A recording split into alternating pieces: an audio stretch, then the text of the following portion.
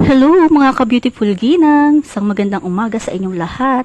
At ito na naman ang panahon ng pagkakasakit, ito na naman ang mga ubo, sipon, lagnat. Kaya mga ka-beautiful ginang, ito namimitas na ulit ako ng kalamansi. Pasalamat na lang at meron kaming puno ng kalamansi at namumunga. Ayan, madalas mamunga at hindi nawawalan ng bunga. Ganito po pala yung puno ng kalamansi.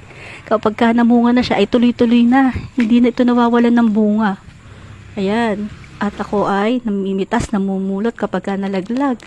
Yun nga lang iba hinahagilap ko kung saan bumagsak.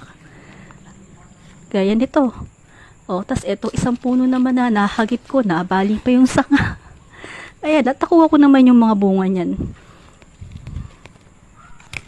Akin na nga itong pinagpipitas at malaking tulong to sa paggawa ko nitong harabe kung tawagin.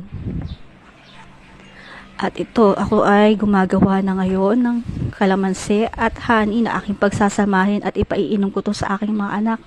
At iinom na rin ako dahil medyo nararamdaman ko, nag-iiba na yung tono ng boses ko ngayon. Parang ako'y nahahawa na rin ng mga sipon.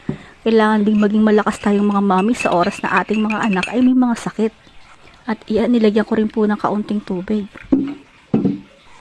Ito na ay aking iinumin upang maiwasan ko din ang magkasakit. Yung sanga ng kalamansi, pinang-display ko pa.